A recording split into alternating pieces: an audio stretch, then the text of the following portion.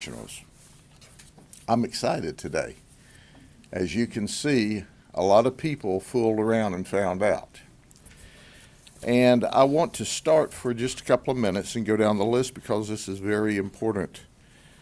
I want to make sure that we recognize, for example, our NGOs, One More Child and Heartland for Children, and you'll hear from them in a few minutes. Heartland for Children is contracted to DCF. Because when we do these human trafficking operations, we make sure that we're able to begin services immediately as soon as we discover them. So we couldn't do these at the quality and the level we do without them. There's been a change of administration, I don't know if you noticed, in the White House, and now we are allowed to have ICE with us. ICE was embedded with us for the first time. Now there's two groups of ICE that you'll see and hear from, HSI and the ERO side. Then, as you see in front of you here, my colleagues from around the state and around the country, we have a National Innovation Academy. They were also embedded. It's part of their training curriculum. We have an 8-week program, and it is a high-end program for those who are in leadership positions in law enforcement agencies around the country. And it's important that we give them some real-world, hands-on technology experience. We appreciate them being there. And by the way, if you've not sent people to this NIA, this National Innovation Academy, you're just not as cool as you could be. I just want to add that, okay? For the first time, our Sheriff's Artificial Intelligence Laboratory helped set up the infrastructure for this. It's the first of a kind. For those of you who are local, know that we spoke about artificial intelligence and starting the cell unit not so long ago. And I do want to add, we partner with the Polytechnic. They give out 3 major awards, and we are excited that our students assigned to us as a capstone course embedded in our cell unit won 2 of the 3 top awards. The other one was won by NASA, so I thought they were in pretty good company with that. Chris Hansen from True Blue was with us on our Predator side of the operation, and I'll talk more about that. Angie Morchi for Sinclair Broadcast, which has 90 television stations, was also embedded with us, and you may recognize her from Spotlight on America. So why do I talk about all of that? Because it's the partnerships and the relationships and the trust that make successful operations occur. That is foreign to some law enforcement agencies in some parts of the nation, but it's not foreign to us here. It's how we've done business for a very long time. I'm going to go through real quick. You've already heard from One More Child. There's going to be 2 speakers, Jody Demangi and Stacy Ham will speak with us. The Hardy County Sheriff's Office is here with Vint Crawford. Osceola participated with Sheriff Lopez. ICE David Grady, who is the Assistant Field Office Director, is going to speak. DCF is here with Amanda Wilson. The Attorney General's office is here, and Rita Peters is going to speak. She, by the way, I like to brag on Miss Peters. That's her professional name. We call her Rico Rita around here. If you're involved in an organized criminal enterprise and she hasn't prosecuted you yet, she will. Just wait. Homeland Security, Tom Fowler, Haines City PD, Zephyr Hills PD, Chief Derek Brewer. Haines City PD was Chief Hopwood. Lake Alfred PD, Chief Bodenheimer.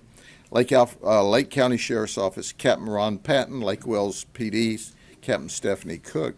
Bartow PD, Captain Bill Stevens. Davenport PD, Captain Don King. Auburndale PD, Lieutenant Skinner. Now the other agencies that aren't here that also participated, the U.S. Army CID, Pasco Sheriff's Office, Hillsborough Sheriff's Office, Claremont Police Department, Marion Sheriff's Office, Winter Haven Police Department, Tampa Police Department, Pinellas Police Department, and obviously our State Attorney's Office, Brian Haas, who is the absolute very best. Now, I'm going to go off script here for just a second because Whenever we do these operations, there's a mastermind behind it that you never see. Well, our mastermind's about to retire. Bobby, come stand up here for a minute. Lieutenant Bobby Kirkpatrick is simply the very best. So when you see this operation today, I want you to know that the silent genius behind all this is this man right here. He's been with us an entire career, and retirement time's come. We're not going to let him stay retired long. We're going to bring him back doing something somewhere. But I want you to see all of this magic and know that it doesn't just happen. He coordinated it all, from those that made the undercover operations to all of the infrastructure, except for the posters and stuff. And the magic of this room today, obviously, is Director Scott Wilder. Bobby, thank you for your crew. Thank you, Sheriff. I'm very humble. You're the best, okay? Thank you, sir. All right.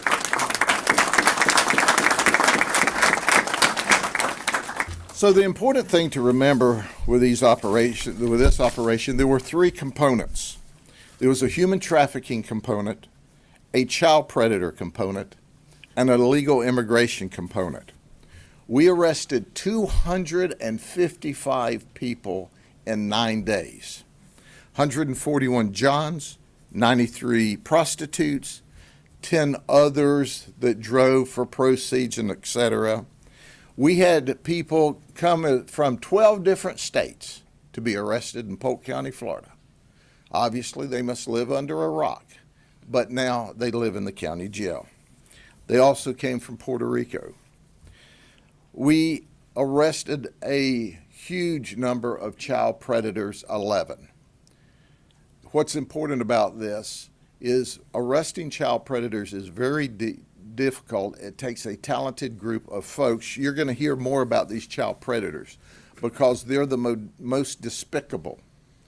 And I can tell you that if we didn't make any of these arrests and only had one child predator we took out of circulation, all of the resources would have been worth it.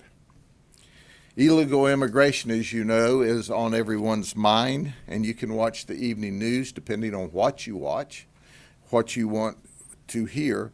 But I can tell you that about 15% of all of our arrests in the human trafficking operation and our predator operation, about 15% were here illegally in this country. You'll hear more in a minute. They came from Venezuela, Cuba, Honduras, Mexico, Haiti, Colombia, Guatemala. 22 of these folks were receiving government assistance. That's right. We all work, we pay taxes, and then that tax money was given to these folks to use to come commit crime. I want you to think about that the next time you look at your pay stub and see your money going out to the federal government. Know that the federal government is giving money to these folks so that they don't have to work and can come here and violate the law. The youngest we arrested was 17, the oldest was 70.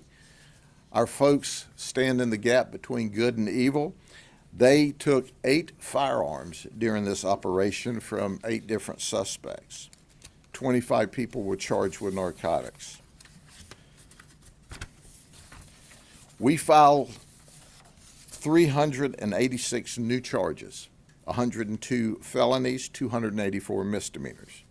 Now there's always some that say, oh, it's low level, you know, it's consenting partners and yaddy, yaddy, yaddy, yaddy. And once you get over that, understand these folks had as many as 919 previous criminal charges. One guy, we'll discuss, had 2 murder charges. And by the way, he spent a long time in prison, but he got out just in time to fool around and find out. You'll see occupations from military, 1 active Navy, 13 veterans, a medical doctor, a retired NFL player, engineers, insurance brokers and agents, regional vice president of a timeshare, Walmart store manager, party planner, IT database, IT software engineer, an IT guy that works in a technology area at an international airport. Now, that gives me comfort. IT database guy for the federal government. Crane operators, business owners, And in the medical field, RN, CNA, medical techs, we had a lot of different people from a lot of walks of life here. But you can see how remarkable this operation is. And I am going to go over in just a few minutes some of the things that you just can't believe. Now I'm going to start with the predators. They're the ones that obviously worry me the absolute most. I'm going to go through these quickly because we have several of them. This is Arthur Denard. He's a registered sex offender already out of Tampa. And he's registered because he had sex with a minor in 2007. He's been to prison on 2 different occasions, and he's out. We've said it over and over. If a sex predator is out, he's dangerous. And he came here thinking he was going to have sex with a 15-year-old child. In fact, he didn't actually travel. He just talked online, and Tampa police, one of our colleagues in this operation, picked him up. And he told this 15-year-old child, I want to put a baby in you. Well, we put a gel in him, so there you go. Then there's Eric Corliss. Eric Corliss is a regional executive for Red Cross Disaster Relief. Think about this. Red Cross does marvelous, beautiful work, and we're so proud of them. But this guy has embarrassed himself and embarrassed his family and embarrassed the Red Cross. He's a big boss. He's an Army veteran. He's married. He was, are you ready for this? Get a grip.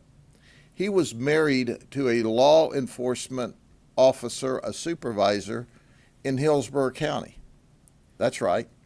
He left his phone at home so his wife, I'm sure a trained detective, wouldn't know where he was. When she heard about it, she's absolutely mortified, and she packed up and left, and she said, sayonara, I'm taking the kids and leaving. This didn't appear to be the first time. He was experienced at what he did. And he also went to great lengths to try to hide his identity when he was online. But think about this. A professional man with the Red Cross married to a professional lady, and he took advantage of her, embarrassed her and the children, and he went to jail. Then there's Vern Cunningham. He's 26. He's an illegal alien. Our ICE partners put a hold on him. He came for sex with a 15-year-old female. He brought cookies. Wasn't that nice? You know, I mean, after all, she's a child. She may want a cookie. You know, where's the milk? You know what I'm saying? But he wanted to bargain. I'll pay half up front and half after it's over. And when we arrested him, we asked this guy, well, why did you do this? He said, well, curiosity killed the cat. Well, you're going to have the cat people on you now. So Gregory Cooper's from Wesley Chapel. He's married for 31 years. He's got 2 adult daughters. He was in the Air Force for 20 years. He had a top secret clearance. That's interesting. He came thinking he was going to have sex with a 14-year-old male. And since it's a kid, he goes, what might he like? I'll take him an orange soda and some fruit gummies. Was that before or after? You know, I'm just saying. He's a regional manager for Enzer Roller in Lakeland, at least he was. He was very nasty and very graphic with what he said and did. They're in prison. County jail, actually, now. Prison's where we're going to do our best to send them. Nicholas Capart's 46 from Riverview. He's married. He's got 2 children. He spent 10 years in the Marines, and he wanted sex with a 14-year-old girl. And he said, hey, if this goes well, I'll permanently make you my girlfriend. His chat was remarkably nasty as well. Then there's Domingo Francisco Miguel. He's married with 3 children. He has a legal green card. However, upon his conviction, ICE has agreed to relook at him because he's not a U.S. citizen, but he has a green card to be here. He traveled to have sex with a 15-year-old girl. He told his boss, now he lied to his boss too, by the way, I just thought I'd share that with you, that he needed to go get some medicine. I guess he didn't realize that his medicine that he'll get will be at the county jail. But he was a jolly old soul. He said, when I get out of this, I'd like to be a detective. I really would. He said, I like your work. I don't know if he's trying to, grease us up or if he's just a nut job. Doesn't make any difference. He's going to the county jail. Aston Mack, he's 35 from Deltona. He wanted sex with a 15-year-old girl. He ran from us. Can you believe that? That wasn't nice, but he did. He thought he was talking up a deal with a family member. Well, I'll pay you and I'll have sex with a child. What? What are you thinking? Now, he worked for the Opportunity Community Ability Group, OCA, in Orange County. And that's a group that helps special needs children. They say he never had any contact by himself with the children. Mostly he was admin support. But I want to brag on OCA the second that we notified them. They terminated him. They were totally cooperative. They were mortified. They were glad that we found him and arrested him. But he's in jail, charged with human trafficking. Matthew Klein is 48. He's a receptionist at Guard Law Legal Group in Lakeland. He shouldn't have to go far to find an attorney to represent him. He wanted to have sex with a 14-year-old male. He thought the child was home alone. He admitted that he had had sex before with children. That's still under investigation. He was also looking for children on 2 different apps. We found him really working hard to find children. He traveled and he, by the way, neglected to tell us in our undercover capacity that, oh, by the way, when I have sex with you, I'm HIV positive, which that is a criminal violation of law in the state of Florida, not to notify your partner that you are HIV positive. But there are several things before I go on to the others that I think you should know, because these people are unbelievable. I picked out a few of their quotes I thought I'd share with you. Y'all get a 10-star rating for customer service. This is really awesome. Not for me, but for y'all. Oh, by the way, can I do my volunteer time with you guys? No. This guy said I had the option of going to church or coming here. I picked here. So, wrong choice. He had a chance to be in church, talking with Jesus, worshiping, doing what's right. Instead, he wanted to be on his knees in a brothel. I don't understand it. Just thinking out loud. Altar, brothel, altar, brothel.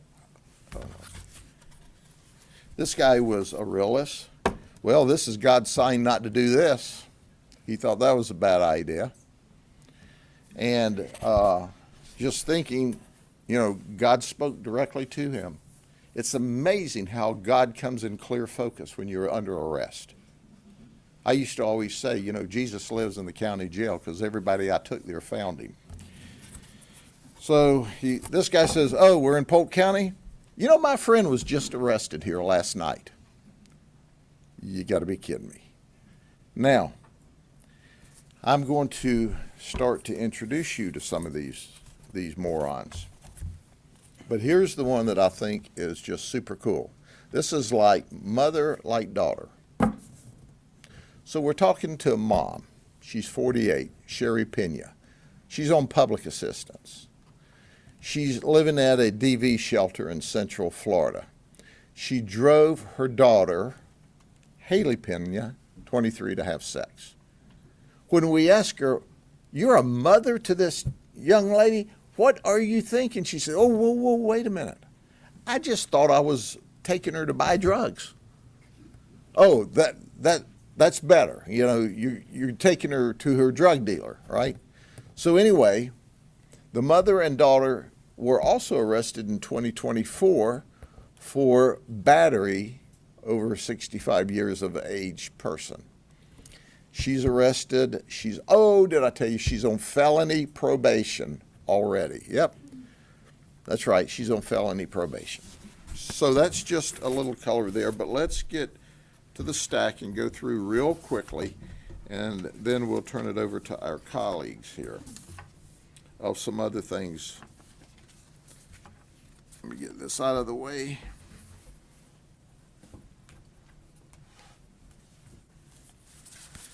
All right, I'm going to go through these.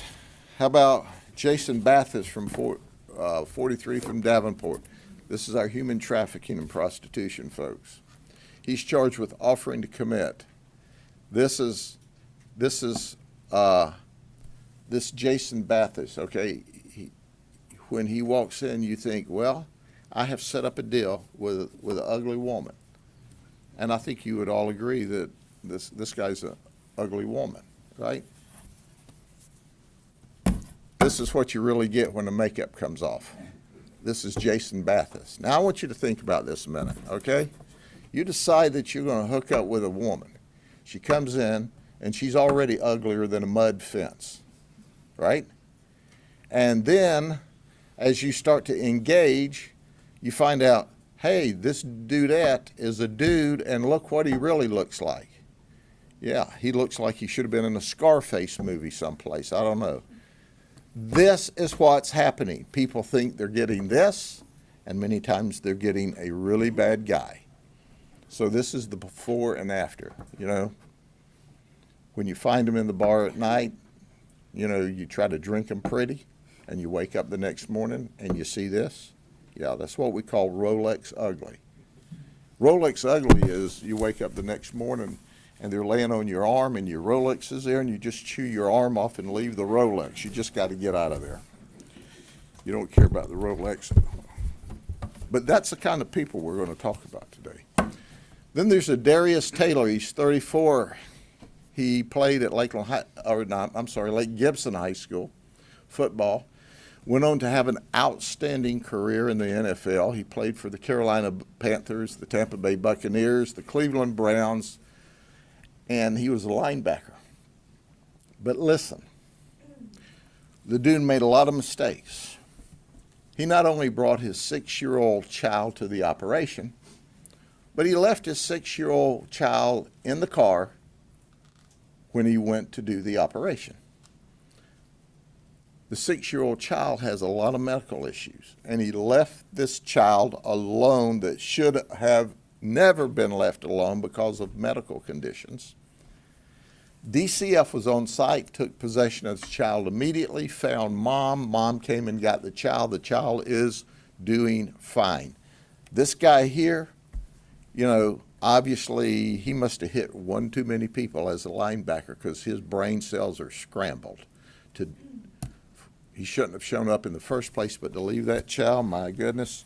So he picked up a child neglect charge along with everything else. Then there's David Michael. He's 35. He's a medical doctor for Orlando Health. He showed up. He's got dual citizenship. He's also from the country of Egypt.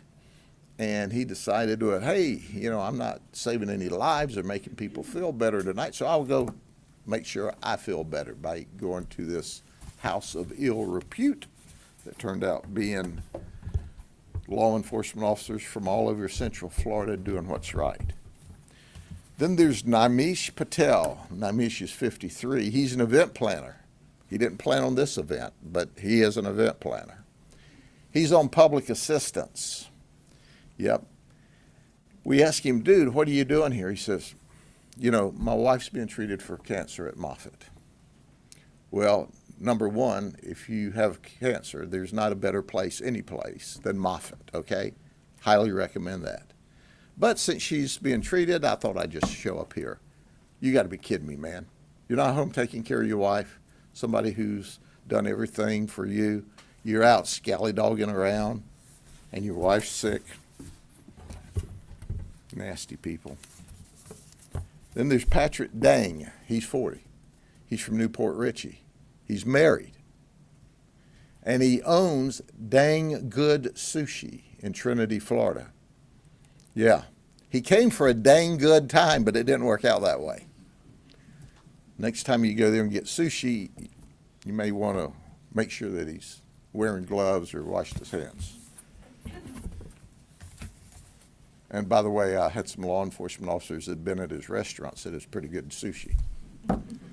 Alphonse Ibua, 37. He's an IT tech for Paragon Systems, and he's contracted by the federal government. He's married. He's an 8-year Army vet. His wife thought he was at the gym. Well, he was going to do some exercise, I got to admit that, until he found out it was us. So we ask him, okay, why did you do this? Well, you know, my wife's indisposed this week, so I just thought I'd come down here for some stress relief. Well, his wife ain't happy. Just thought I'd add that. And he went to jail. Then there's Jonathan Epstein, who's 38. He's a Walmart manager. Now, he came and he said, oh, I'll pay extra because I don't want to wear any protection. Well, that's just dandy, you know. I guess next time you go to Walmart, you know, and he greets you, hi, I'm here for, you know, you can say, you have any protection? Ahmad Ansat, 22, he's a registered nurse for Tampa General.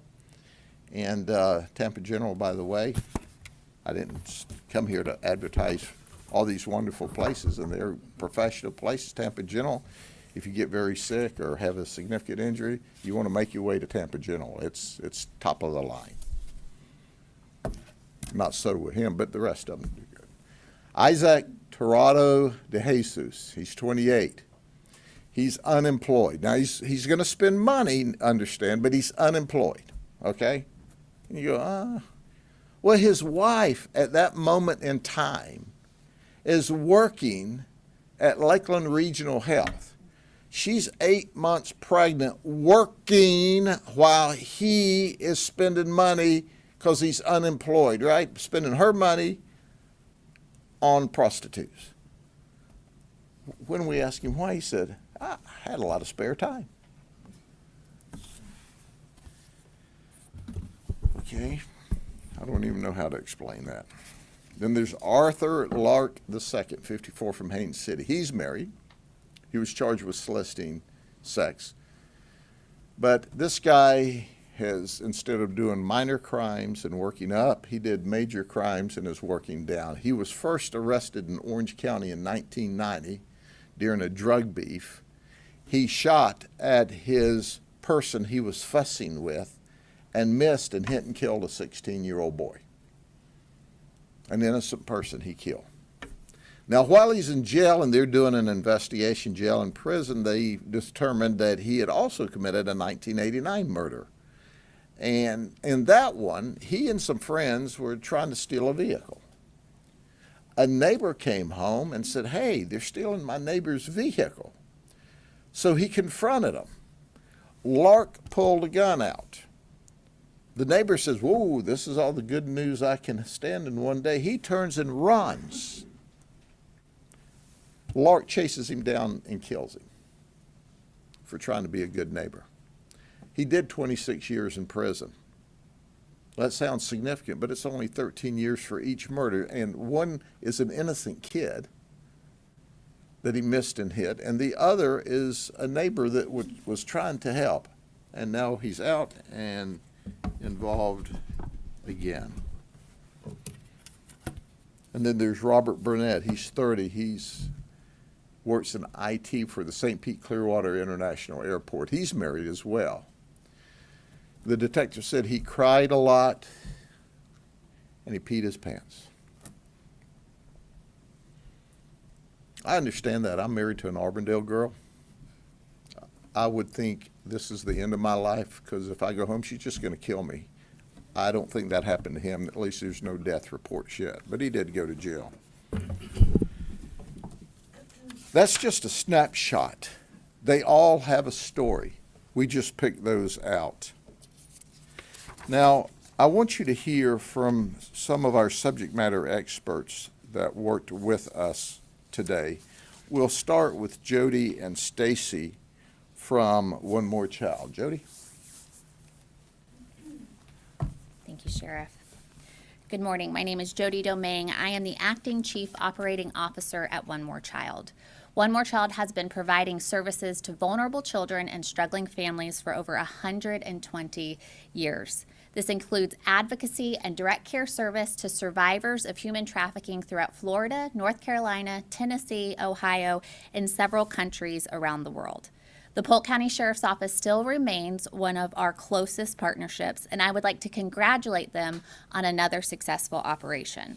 Once again, we were able to join them at ground zero every night, providing opportunities of hope and a future by those who are impacted by sexual exploitation. Because of our incredible partnership, One More Child spoke and offered services to over 90 individuals, 19 of which have already agreed to services that include connection to safe shelter, advocacy, mental health counseling, and mentorship with a lived experience expert. One More Child provides immediate and ongoing services not only to those who are able to be identified as victims that night, but also to individuals who are not ready to identify and who are still in a life of sexual exploitation. I say this every time. The individuals who walk through that door might not be ready to be identified that night, but what we know is that statistically, there is a history of abuse and sexual exploitation in their past. No one grows up wanting to sell their bodies for profit, and we are committed to providing opportunities for a life outside of sexual exploitation and human trafficking. Critical partnerships and collaboration like what you see up here today is very important, but we are only one piece of the solution. We have to set a precedent in the state of Florida that the purchasing of a person should be more than a mere misdemeanor. Advocates have introduced legislation for the past several years to try to increase penalties that are worthy of the trauma that impacts every individual that is bought during these operations, and to make the first charge a felony. This is a standard we must set in the state of Florida to put a dent into this problem. Legislators, we need your help next year getting this over the finish line. Now, the true heroes in this collaboration are our survivor leaders and our lived experience experts. They bravely utilize their history of pain and trauma as a bridge of connection for those who are recovered in all of these operations. They use their life experience to inform every aspect of our work, and they are the only real experts in this field. One More Child ensures that a lived experience expert is on the ground every night of these operations. And I would like to introduce you to one of our most incredible survivor leaders, and she's lent her expertise for many years to these operations, Ms. Stacy Ham.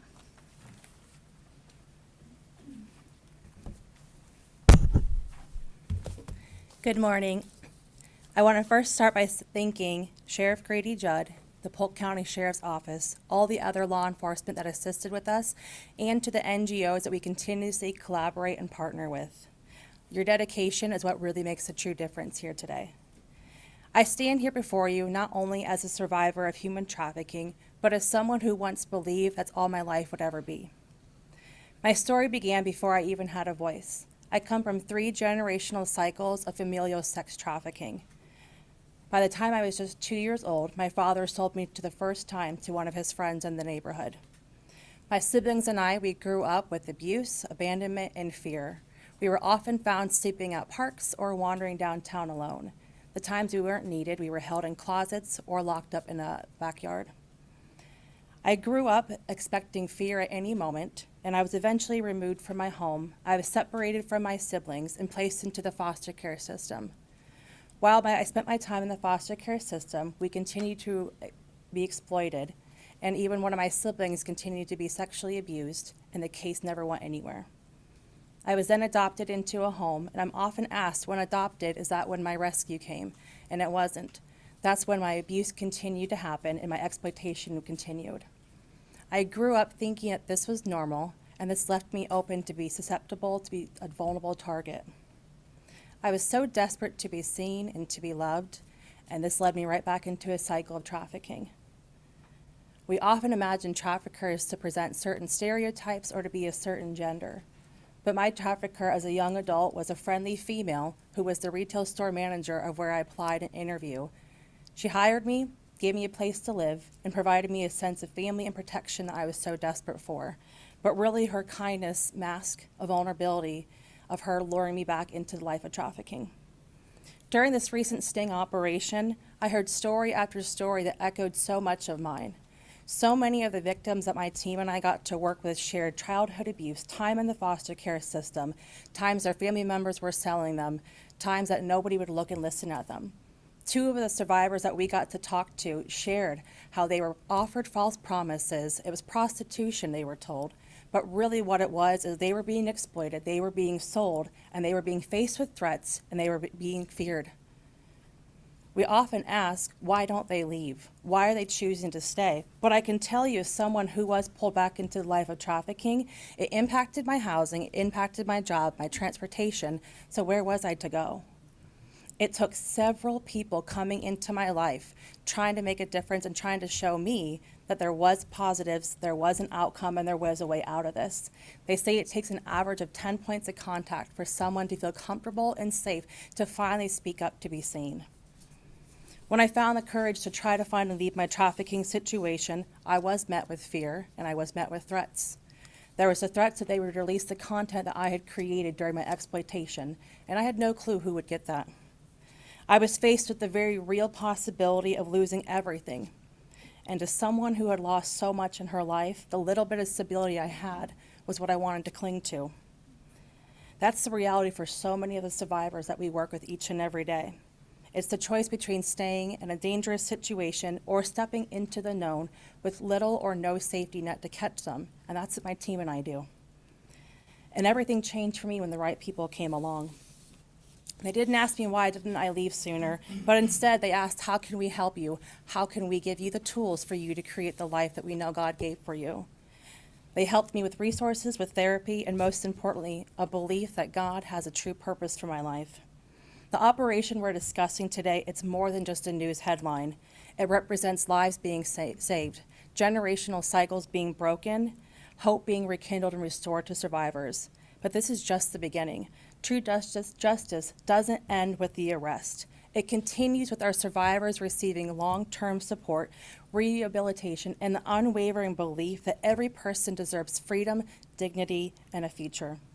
To the survivors watching and the survivor sisters here with me in this room, you have value, you have worth, and you have purpose. And to everyone else, I ask you, keep showing up, keep fighting for survivors, keep fighting for us to be seen in spaces where you don't see us. Every voice and every action, it matters and it does make the difference. Thank you. If there's any doubt in your mind why we do these human trafficking operations, there's your sign. If we only saved one, it's worth the whole operation. And I can tell you with Jody and her team, we're saving a whole lot more than that. And that's very, very important to us. Next, I'm honored to introduce David Grady, the Assistant Field Office Director. Good morning, David Grady with ICE Enforcement and Removal Operations here in Tampa. Just wanted to start off, thank you, Sheriff, and all the agencies here for allowing ICE Enforcement and Removal Operations and Homeland Security Investigations to be part of this well-executed operation. ICE is in a unique position to enforce U.S. immigration law in the U.S. interior with its broad investigatory authorities and law enforcement capabilities. Our congressionally mandated mission is to preserve public safety and national security by keeping dangerous criminal aliens out of our communities. ICE uses data-driven, fact-based intelligence to identify, arrest, and remove criminal aliens from the United States. It partners with local, tribal, state, and federal law enforcement agencies to keep our communities safe and preserve national security. We prioritize public safety over politics. Brave officers are on the streets every single day, risking their lives to locate, arrest, and remove the most egregious criminals in line with the President's policy of the worst first. Throughout this operation, ICE ERO officers encountered over 50 foreign-born aliens and placed detainers with the Polk County Sheriff's Office on over 30 of them. ICE enforcement and removal operations, as well as Homeland Security investigations, are committed to our partnerships in the effort to identify and combat predators engaged in human trafficking and child exploitation. Once again, Sheriff, just thank you very much for allowing us to be part of this operation this year. We look forward to our continued partnership. Thank you. Thank you, sir. Now, I'm going to say some things that our colleagues, our federal colleagues, are not permitted to say because they work for bosses who work for bosses who work for bosses. I can't say enough good about ICE, the ERO, and the HSI guys and gals. They are hand in glove with us every day. They have a mission from the President of the United States. We also have another mission at the state level from Governor DeSantis, and that is to keep people safe. Now, I want to underscore one more time, 15% of the people that we arrested weren't even supposed to be in this country, but they were in this country committing crime. 26 of the 36 here were not documented at all, which means they didn't come across the border illegally and then check in, as we were led to believe they were doing. But 26 of the 36, they had no information on them at all, which means they snuck in the border and they're in the country. So we really don't know how many illegal immigrants are in this country. We know how many came in and checked in. Several of the comments that these illegal immigrants made is, yes, they're feeling the pressure, but they're not going anyplace.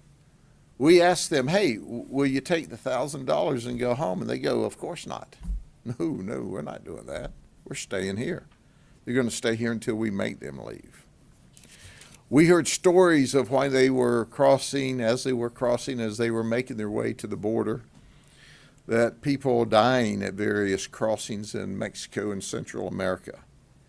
One told us that he made a $20,000 payment to a coyote to get him into the United States, and he walked for 5 days through the desert. Another said he paid $10,000. Now, he's been deported 3 times and he keeps coming back. Another paid $7,000 to come across. When we ask one, why do you keep coming back? He said, oh, I always keep coming back. I'm in construction. I can make $60,000 a year here under the table. And I can make, $6,000 in Mexico, $10,000 in Mexico. I'm always coming back. Even when y'all send me away, you're going to have to stop me again. Ladies and gentlemen, another reported that he came here illegally from Cuba and saw 2 people drown along the way. They shouldn't be here. They're committing crime. They're taking up resources of United States taxpayers. They're not coming here the right way. We open our arms to those immigrants that come here legally and appropriately. But the ones that come here and commit crime, that is 100% totally not acceptable. Now, I would ask if Ms. Peters, Rita Peters, from the statewide Office of the Attorney General would come. James Uthmeyer, our Attorney General, is always eager to send people and to help us with these operations. And Ms. Peters, as I said earlier, is just simply the best of the best when it comes to prosecutors. Thank you, Sheriff. I am very honored to be able to have a nickname from one of Florida's favorite sheriffs, so I'm going to boast in that a little bit and live in that glory. Thank you, Sheriff. Thank you to all of the heroes that were part of this operation. I have the honor, along with my co-worker, Paige Tucker, to be here on behalf of Florida's Attorney General, James Uthmeyer. You hear a lot that Florida's a law and order state, and never is that more apparent than in this operation, and all of the agencies that worked tirelessly, hand in hand, to ensure that Florida is made safe. Agencies from our sheriff's offices around Central Florida, our police departments around South Florida, our organizations that offer victim services, the Department of Children and Families, and the prosecution partners, not just statewide prosecution, but also Brian Haas, our local state attorney. Because of that partnership and that shared mission, we were able to be part and honored to be part of an operation that kept Florida safe, took individuals off the street that were trying to make victims, that were trying to seek victims, and we were able to assist in getting victims some assistance. And so for that, we thank all of our law enforcement partners. They are the line between good and evil, and we thank them every day for that, and we are very privileged to be part of that machine that happened in Fool Around and Find Out. Thank you. As we wrap up today, I want to underscore that not any single one of our agencies could have done this alone. It's the partnership and the teamwork. And we all serve the same people across the county, across the state, and across the nation. The people of the nation trust us to keep them safe, and that's what we do here in Polk County and in Central Florida and in the state of Florida. But good things don't just happen. Good people have to make good things happen. And these are good people representing their agencies. So I'm eternally grateful for the partnership and the teamwork that they have provided once again in a major operation. And I want to underscore and end with this because these broadcasts will go nationwide. If your community is not partnering with and creating these operations across the United States, why not? You need to be asking your chiefs and your sheriffs and your state police, your prosecutors, your mayors, your city and county commissioners, why aren't we doing that here? And when you hear the statement, well, we don't have that problem here, know that that's not the truth. There's nothing unique about the people in Florida other than we seek them out. They hide under rocks and in bushes. This is a stealthful undercover operation. Every community in this nation has this issue. Now, very few of these people, I think like 21 or 22, came out of our county, out of the 255. But they came from all around the Florida area and the other states. So lean in to your leaders in your communities if you don't have these operations, and understand when a police chief says, I can't do that. Well, none of us can do it either alone. But when you create that partnership and friendship and you go after the bad guys, you save these victims of human trafficking, you find these illegal aliens that are here committing crimes, and you deal with ICE. I can't say enough good work about ICE. They are really, really, really going above and beyond to help us all. So thank you. God bless you. It's good that you came with us to be with us today. We'll see you. And a word to the wise.